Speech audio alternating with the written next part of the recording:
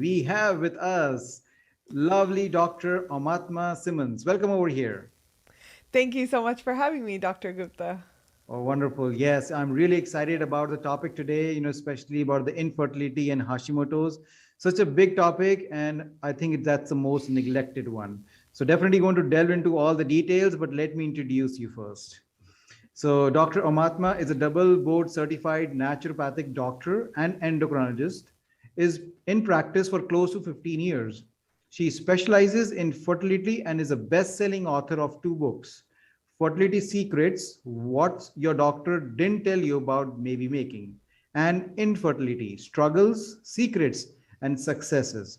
Dr. Omatma was awarded the Best Naturopathic Medicine Doctor locally in 2015 and 2020 and recognized as the top woman in medicine doctor in 2020 and 2021. In addition to supporting couples through individualized care in person and long distance, Dr. Omatma also trains practitioners who wants to specialize in fertility. She has been featured as a holistic fertility expert on ABC, Fox, CBS, KTLA, Mind Body Green, The Bump, etc., along with being interviewed for countless podcasts on the topic of fertility, pregnancy, and postpartum health. Also, the creator of Fertile Foundation Supplement, a line of research driven nutrients to support your fertility journey. And she's also a host of podcast called Egg Meet Sperm Podcast. Welcome over here. That's a great introduction that you have over here. Thank you. Thank you for having me.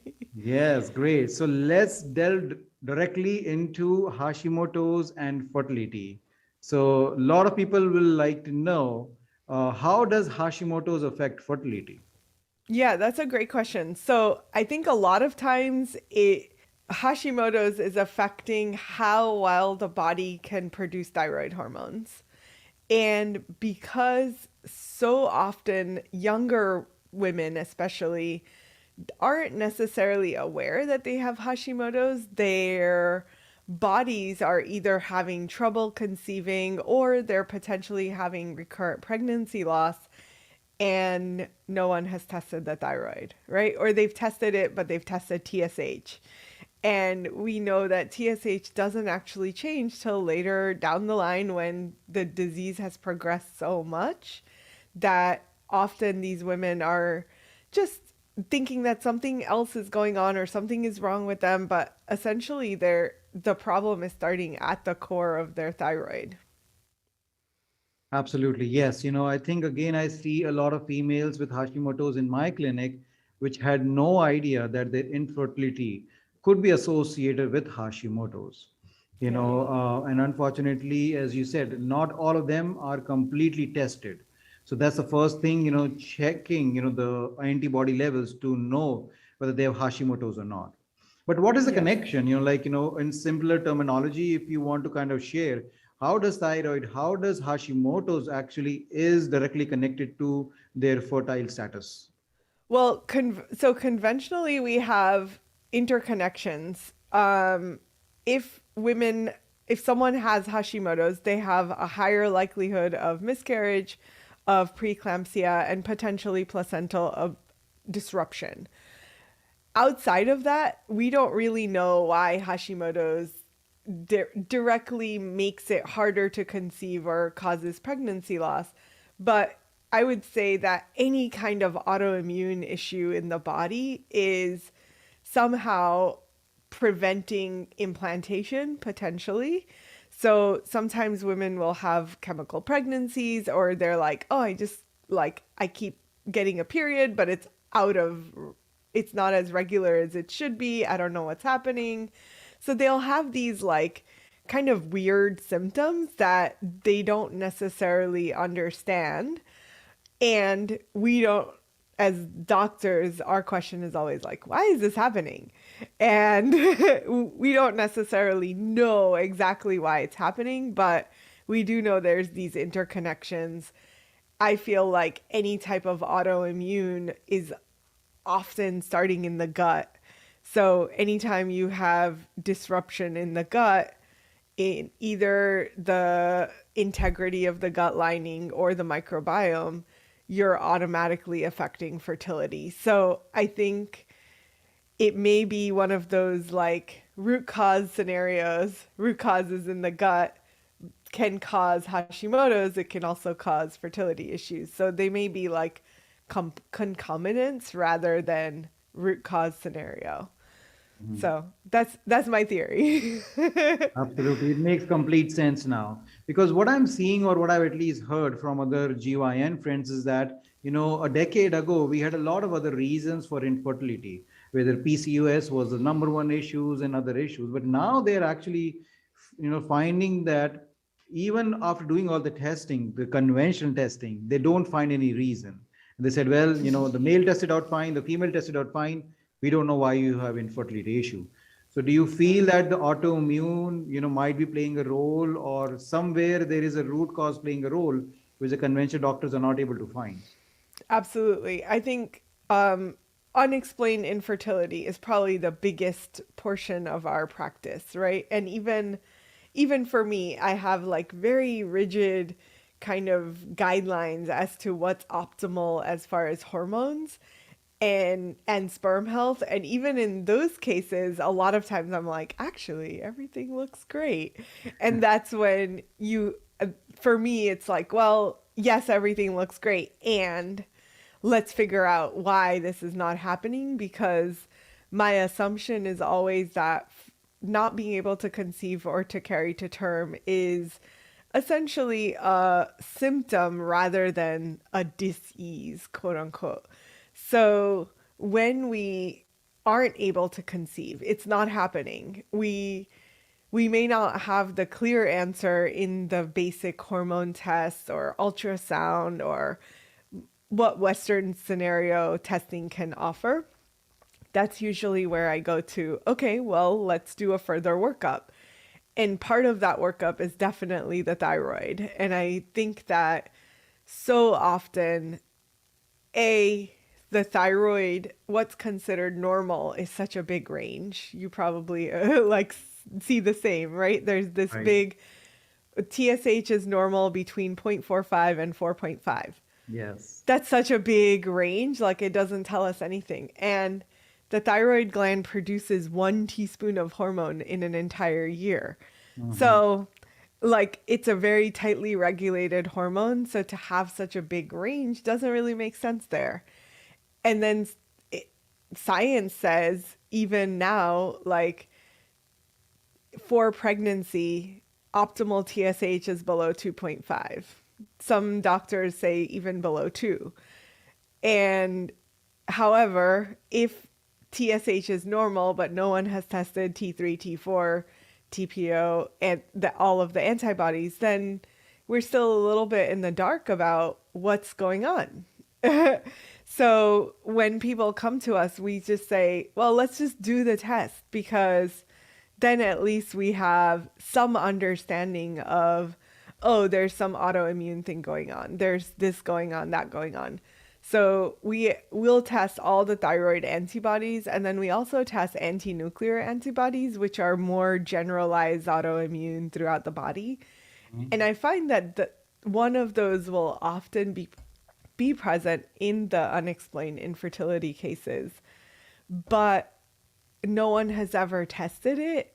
And partly, if ANA titers were present, or if there were antibodies to the thyroid, there's not really a lot that Western medicine can offer. So doctors are like, why are we going to test this? We don't have any solutions. We don't have any medications that we're going to give you for this.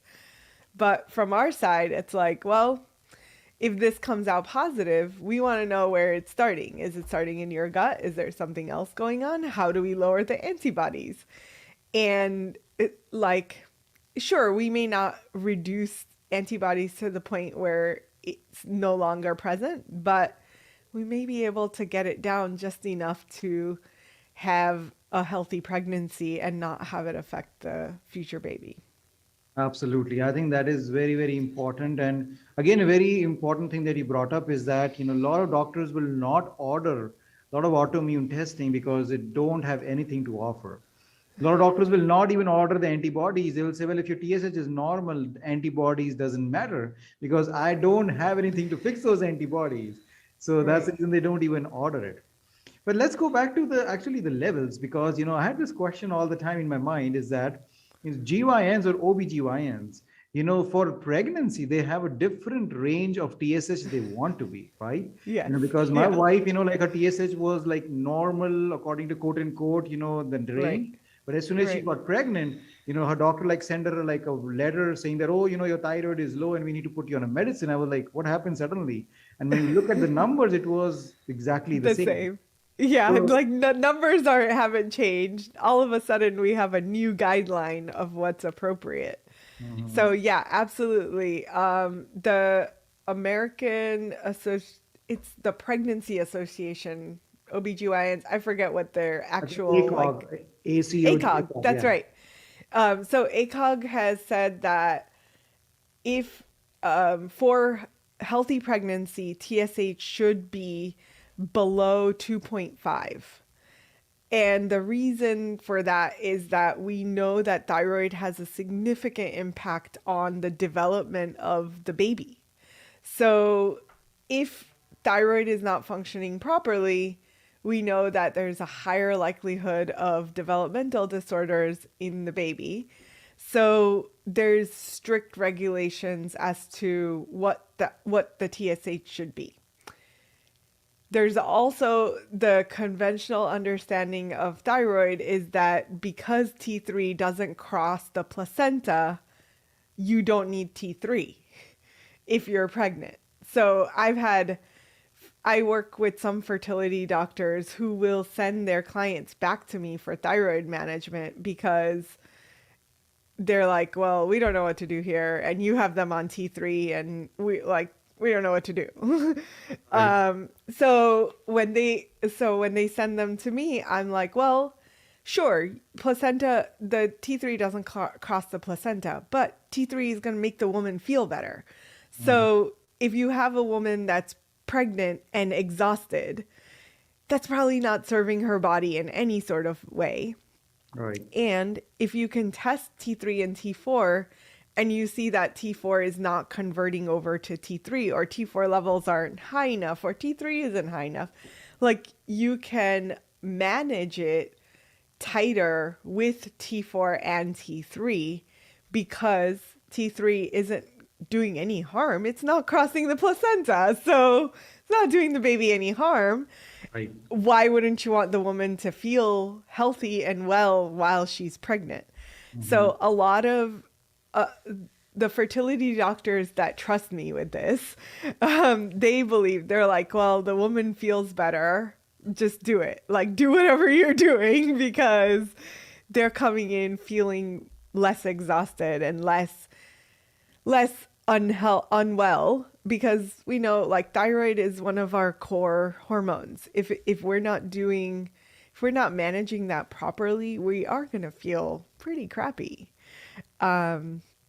So yeah, the thyroid, it's a very interesting anomaly that suddenly you get pregnant and all of a sudden people are like, wait, now I have thyroid issues? What happened?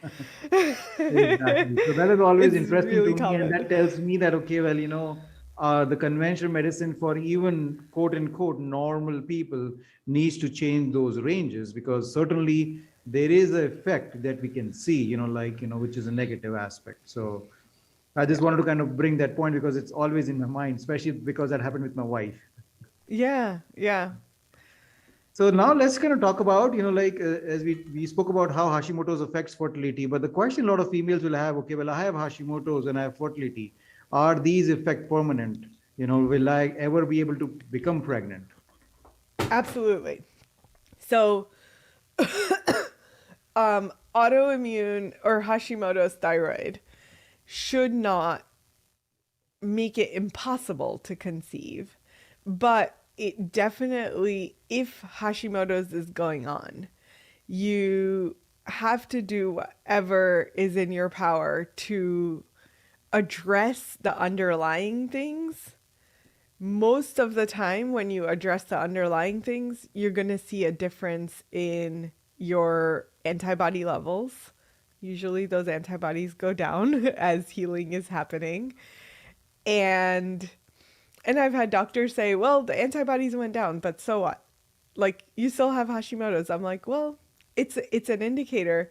If you have TPO antibodies at 900, that's very different than a TPO at 32." So you want to do what you can to address the underlying autoimmune issues, and more often than not, that's going to lead to potentially getting pregnant easier and carrying that baby to term. Now, I tell this to all of our thyroid people. If you had a thyroid condition or suboptimal thyroid function going into the pregnancy, you're almost guaranteed to have thyroid dysregulation throughout the pregnancy. So as soon as you get pregnant, that's not the, yay, I'm pregnant, like, stop taking my thyroid meds, goodbye. But more like you need to double down.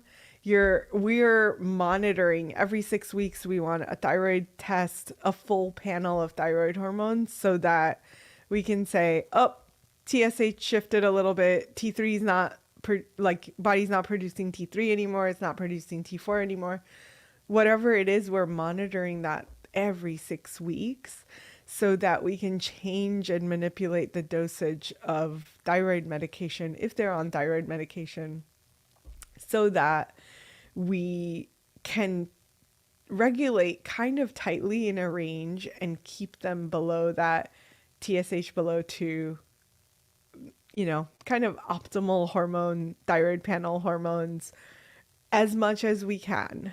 And every now and then I've seen one woman, I had a 45-year-old who got pregnant.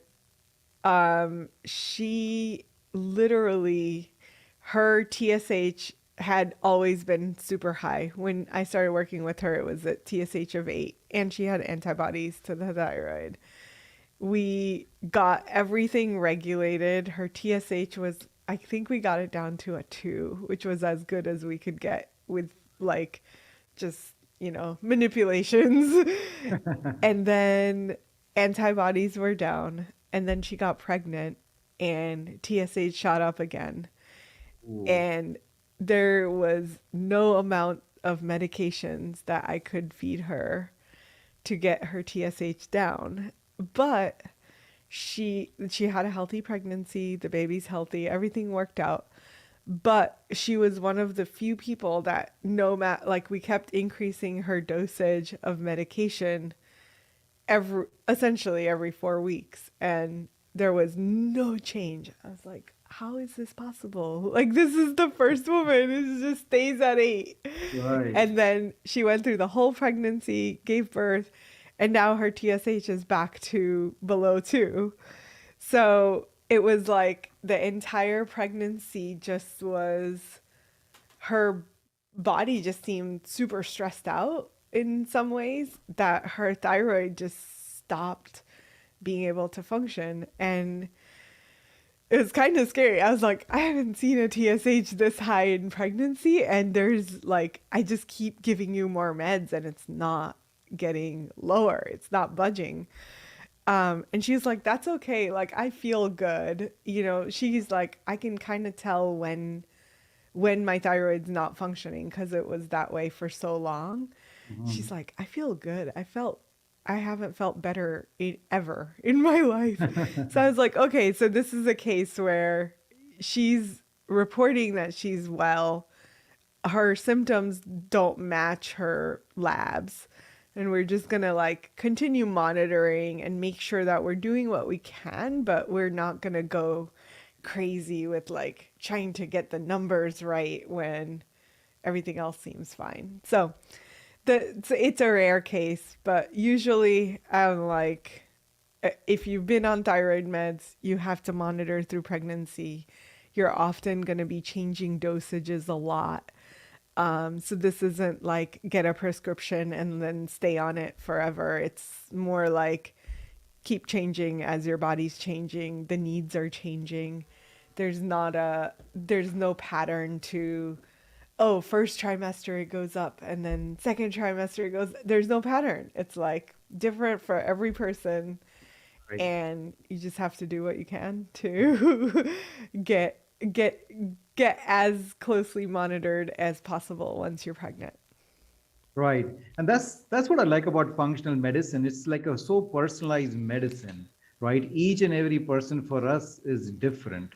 Yes, Right. you saw only one rare case, but then in other cases also, as you said, a lot of other OBGYNs are conventionally trained. They will check the TSH once, maybe one more time, otherwise in the pregnancy, but not so often as you are doing it. So that's Right. great information for folks, is that make sure they're getting it checked regularly, so that the dosages could be changed. And again, that Mm-hmm. leads to obviously healthy pregnancy, I'm sure. Yeah. Yeah. And like you know your body, right? So a lot of times women are told, "Oh, you're tired. It's because you're pregnant."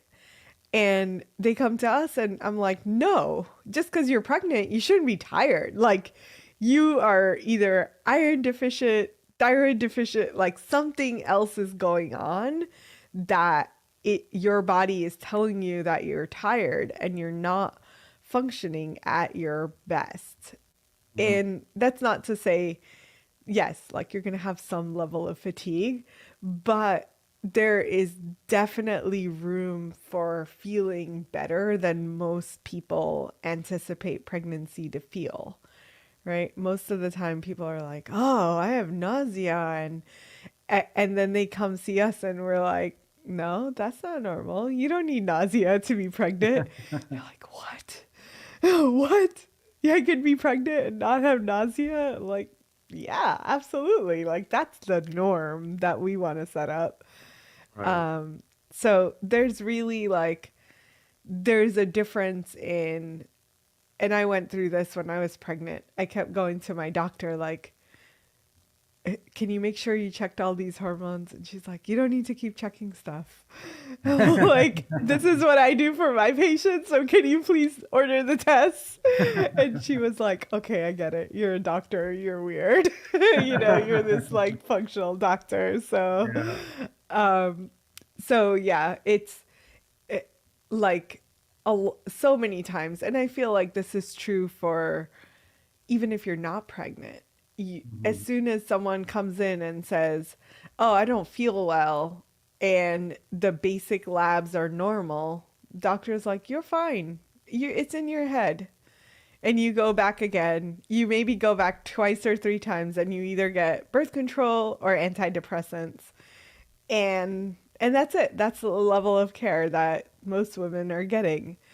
And then they come see someone like who does more functional stuff and they're like, "Oh, I didn't realize that you could test my iron stores."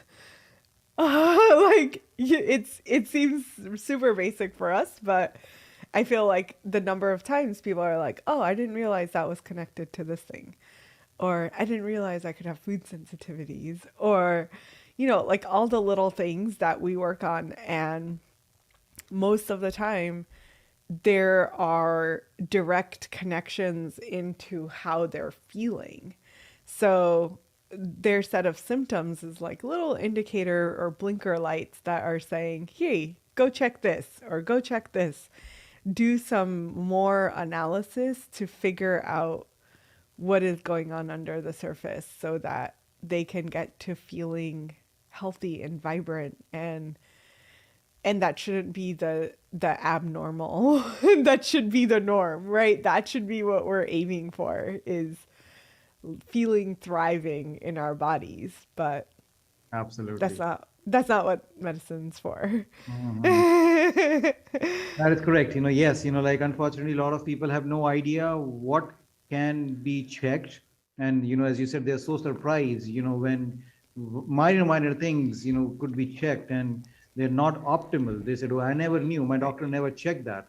And so now Mm-hmm. the easy things, which can be fixed, like iron levels, vitamin D, vitamin B12, very, very small things, like that can easily be checked and can be optimized. Absolutely. Absolutely. So if you're feeling crappy in your body, find someone who will listen and do some different type of testing. Right, absolutely. You're right. So And let's talk yeah. about this thing. Like, what kind of things like should people with Hashimoto's expect? Like if they're trying to conceive. I think the biggest thing is harder time to conceive and then potential pregnancy loss. And as soon as we discover someone has Hashimoto's, we're like, okay, pause. Like, no more trying to conceive. Just hit the pause button, try not to get pregnant. Because if you get pregnant in an imbalanced state, the likelihood that you'll again have a pregnancy loss is higher. So instead, just hit the pause button so that we can do whatever is possible to heal whatever is going on under the surface so that we can create a different environment and hopefully a different outcome for you. Um, So first thing is to pause.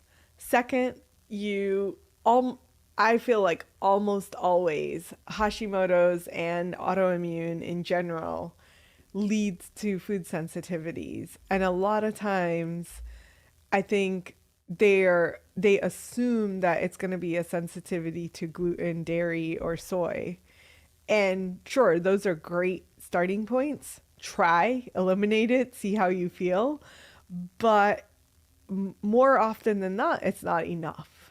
So, doing testing, understanding that your gut is essentially at the core of the autoimmune thing, and healing the gut lining and replenishing the microbiome of the gut is going to play a role in how well your immune system functions or how well it doesn't overfunction in the case of autoimmune conditions. So it's really kind of healing the underlying thing. And then, of course, if you've had food sensitivities, gut inflammation, intestinal permeability issues, all of the things that created the autoimmune condition, all of the same things also created nutrient deficiencies that then led to lower egg quality.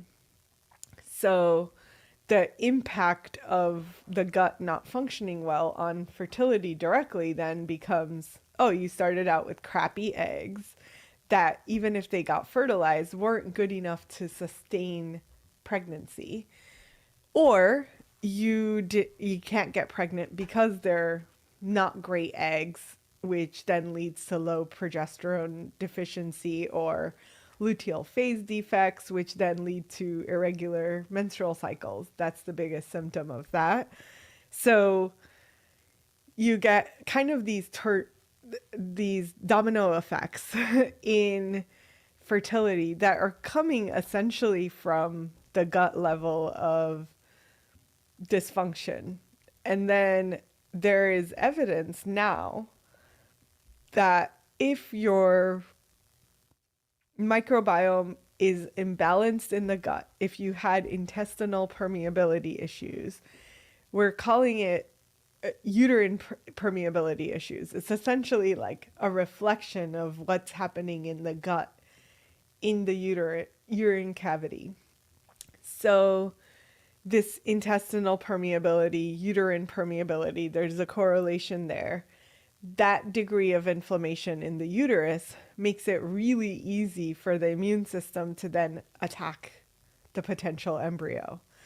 So, there are degrees of how this impacts fertility, and we start with heal the gut, heal the intestines, heal the lining of the gut, make sure you replenish the microbiome in the gut, and then work on the downstream effects, the nutrient deficiencies, the egg quality, and the uterine health before getting pregnant, which will then make sure that when you do get pregnant, it becomes a higher chance that that baby develops into a full-term pregnancy it is hopefully less complications, because there's evidence that Hashimoto's can predispose someone to preeclampsia, to placental disruption, abruption, and we can't always prevent it, but we know that the chances of it happening go down if we did all the healing work prior to conception. So that's our thought process, and how like Hashimoto's is just this like, yes, we found something that's happening, but whatever is happening is like telling us, giving us a big global picture of what all is not happening. Um, and It's a and very in-depth look at, infertility issues. It's just not a very different way of looking at it, because obviously conventional medicine has no idea that the microbiome has a connection to kind of infertility issues, and they're not even looking at it. right. So you are working very in-depth, with all of these folks, looks like. Yeah, and like microbiome is awesome because there's actually evidence that the reproductive microbiome, cervix, uterus, vagina, the the microbiome locally has an impact on fertility outcomes. So this is the cutting edge in fertility right now, is there's so much research on microbiome and like reproductive microbiome and IVF outcomes, whether you get a good quality egg, implantation happen, how well the baby survives, is all dependent on the local microbiome. So we're about a month away from this test that we can do a swab and be able to get a read of the local microbiome, reproductive microbiome. And then we can say, oh, this specific bacteria has been connected to pregnancy loss, or this bacteria is connected to infertility. And we can then create protocols that are specifically designed to impact that microbiome and reset it to an optimal microbiome. So I can't wait. I've been waiting for this test for way too long. Like, the person at this lab, he came out with a gut microbiome test. It's probably like 5 or 6 years ago. And their gut microbiome test is amazing, super in depth. And I got on the phone with him and I was like, dude, where's the vaginal microbiome test? Like, we need that. And he's like, yeah, I don't know if there's a field for that. I'm like, it's here. Let me give you all this research. So it's been like the research has been coming out about this, but the fact that we can now access that data and like apply it to our patients is going to be amazing. So yeah, we're ready. We're like, can we put it in order? We'll be taking 100 of those. Oh, I'm sure that is exciting. I had no idea that such a test, is exists where they can actually check, like the vaginal microbiome. We all know about it, that there is a microbiome, but obviously we had no idea what we can check it. Because for me, it's like if you can check it, you can fix it. So I think that's great that, to knowing what the microbiome is there locally would be amazing. Yeah, exactly. I'm so excited. Yeah. Good. I mean, a lot of people would have this question, okay, well, what some of the things they can do right now, that can improve their chances of conception, or obviously to kind of get pregnant sooner than later?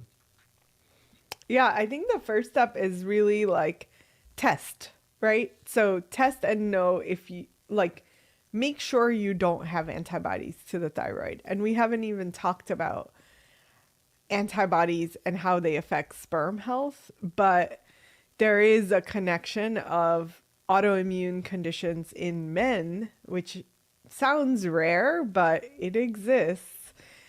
And those autoimmune conditions kind of leading to really low sperm health, sperm morphology and motility most of the time is extremely depleted in these men. So really like making sure both of you have been screened for autoimmune we know like autoimmune rates have like risen so much in the US, and there's all kinds of theories on why that is. But as autoimmune conditions go up, also fertility issues go up. And I think the best thing we can do is like, we're screening for it. We screen everybody because sometimes there's no symptoms. Sometimes the only symptom is infertility. We won't know unless we know for sure. So our approach is like, we're just gonna have to test you until we're sure that it's not present. Um, so that's the first piece. The second piece is if that has been discovered or you suspect that, oh, I could have Hashimoto's, then certainly removing the top food intolerances, gluten, dairy, soy. Those tend to be the top three. Get rid of those. See if you feel different. Sometimes you might notice a difference. Sometimes you may not. And this is where things get really tricky, and you have to work with someone that knows what to look for, because sometimes people will say, well, I took the foods away and nothing happened and I'm still not pregnant. So what the heck? And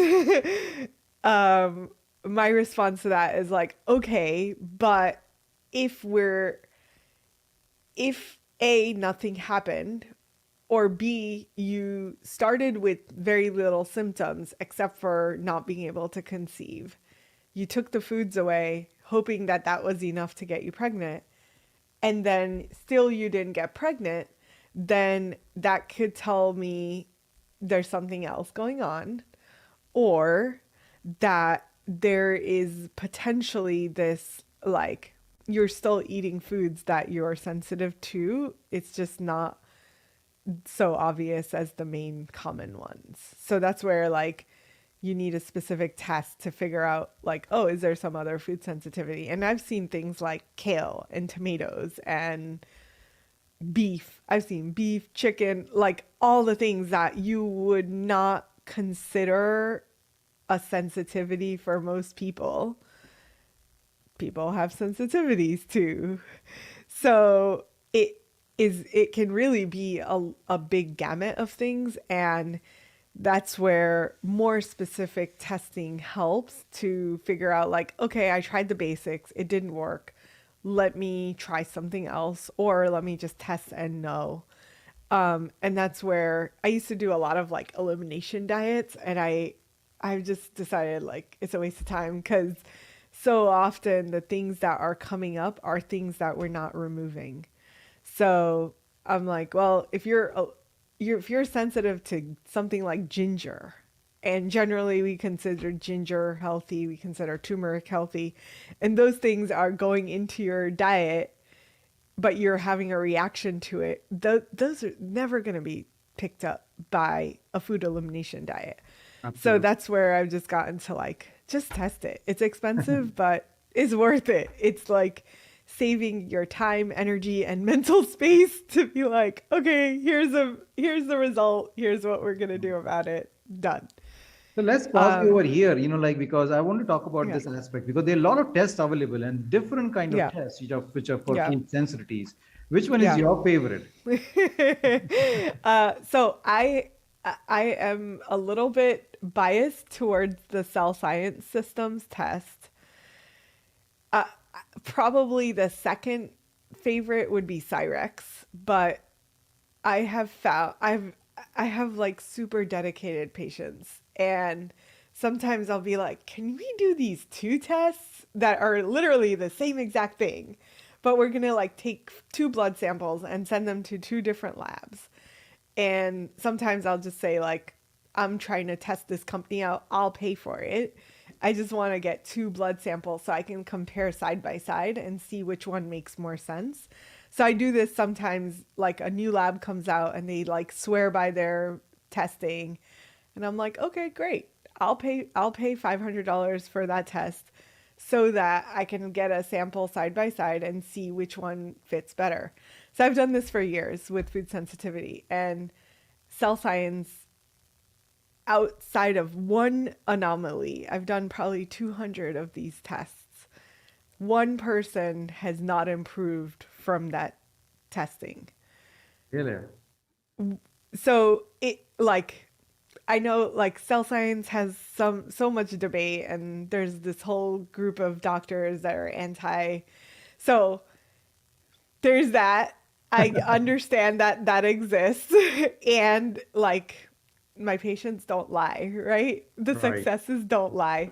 So when people say like, why do you believe in this, hands down, and now I've been training doctors, and these doctors are coming back like, oh, I had tested with KBMO or whatever other test is out there. Those results, I followed the plan that would come out of those results, don't feel any different. I do the cell science, follow the plan, I feel different. um so now we're seeing this like, it's not just my craziness. I have other doctors that are like testing this out on their own. And they're like, actually, you're right. Like, why does this work so much better? And I'm like, I don't know. I don't understand it. I can't explain it. I just know that the data that we get from them is pretty consistently accurate. And there's only one person that has ever come back and said, nope, I still have all of my symptoms. You're wrong. And I'm like, okay, I'll take it. Like 1 out of 200 I can handle. Absolutely. Uh, Oh, that yeah, is amazing. yeah, yeah. Good, good. What else, any other tips that you have for people who are trying to get pregnant? Oh, like pregnancy also, like let's suppose Hashimoto's wasn't the thing that's going on. Then we talked a little bit about what else to consider, like the vaginal microbiome, all of that is super important. But we can even backtrack to the basics, which is a lot of times women are told, oh, keep trying for 6 to 12 months. If it doesn't happen in 12 months, then let us know and we'll figure something out. And most of the time they go to the OB. The OB does some basic tests after 12 months of trying, which already is like a long time to commit to something and keep feeling like, damn, yet again, I'm not, like something is wrong with me. I'm failing at something. So for me, I'm like, don't wait 12 months. Pay for it out of pocket if you need to, right? And these tests, there are labs nowadays that offer at home test kits. They'll ship you a kit, you do a little blood spot, send it back. It gives you a read of your hormones for like $150. So you're waiting for your doctor to do something that you can just like, forget it. I'll do it myself. I don't need you, doctor. Like I'm going to figure this out for myself.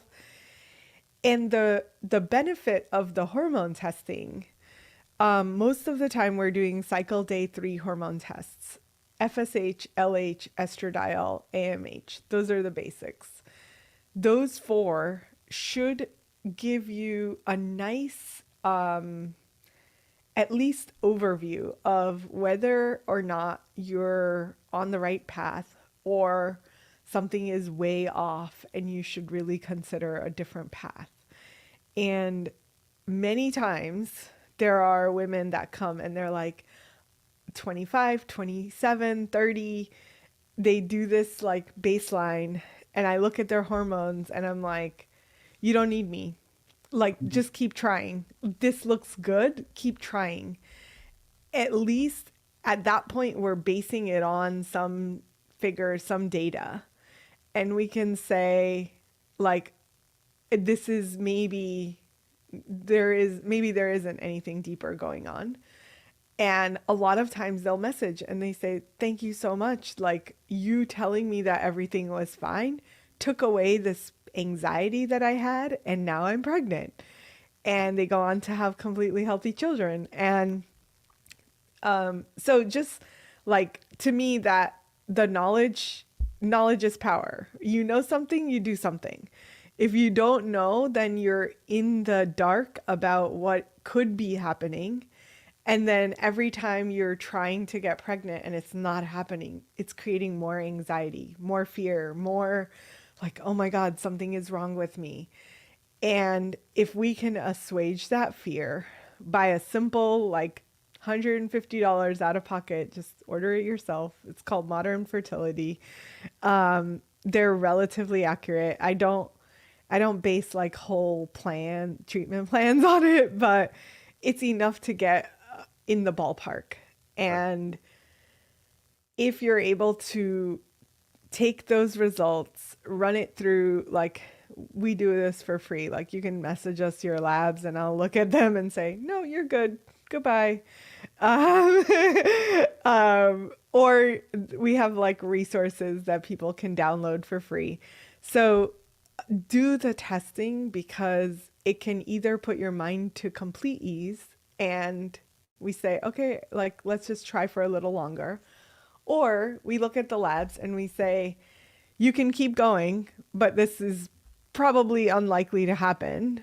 Or you can like start working on this now so that you're not waiting 12 months for something to happen magically when it's not aligned to happen. And that's, I think the difference is like just having the information sooner makes it easier to make a decision. You're not wasting 12 months of someone's time and the anxiety and all of the emotions that get created out of that time. And you can use those 12 months to really like make a difference so that sooner rather than later they're more optimal and can go ahead and try to get pregnant. So that on the female side, that's really important. On the male side, I would say equally important. Get tested, get the sperm checked. And the same with the men. Sometimes men go 2-3 years before any kind of semen analysis, which is ridiculous, right? Like Yeah. most fertility, even fertility doctors, OBGYNs, everyone is kind of assuming that it's the female. Yet statistically, we know 49% of fertility issues are male driven. So what are we doing? Like, why aren't we testing them out of the gate? Like, I don't care if you had a child in when you were a teenager. Like, that has no impact on what's happening now. And I Mhm. literally have men that will come in and say, oh, I'm fine. My swimmers are great because I got someone pregnant in high school. And I'm like, and how old are you now? That was 20 years ago, literally. So, really, you think your swimmers are still great? Um, and then like the age factor and how much, like I've had guys that are 25 whose sperm look horrid, and these are guys who always female assumed to be the issue. So get the sperm tested. And same as the female side, there's at home sperm analysis that are really accurate that they'll ship you a kit. You give your sperm sample, ship it back to them. They give you results in like 2 days. So get both people tested quickly so that you can either like just let go of anxiety and relax, or go into super high gear and do something about what's going on. And that something doesn't have to be IVF. And that's often the fear is like, oh, if this doesn't work, I'm going to have to do IVF. And yeah, like IVF is a great option if you've tried everything else, but don't assume that you need to do IVF. There's so many things that you can do before that point. So Absolutely. those are that's my rant on testing. I think that's great. That I think that's very empowering approach rather than just waiting approach. And I think I like it because that gives you, first of all, some tools. Okay, well, if something is wrong, you act on it right now. If nothing is wrong, then just chill and relax. So I think, like Hmm. that information is very useful that people can check those things on their own. So that is Yeah. amazing. I think that was great information. People will like to know where they can find you. So we're on Instagram and TikTok, Holistic Fertility Doctor. That's where I share a ton of like free information. You can, Instagram has a link in bio with free resources that you can download. And then our website is holisticfertilityinstitute.com. Awesome. I'm sure a lot of people will be checking those out because I think your resources are wonderful. So thank you so much for coming over here and sharing all this great information. Yes, you're welcome. Thank you for having me. Bye bye. Bye.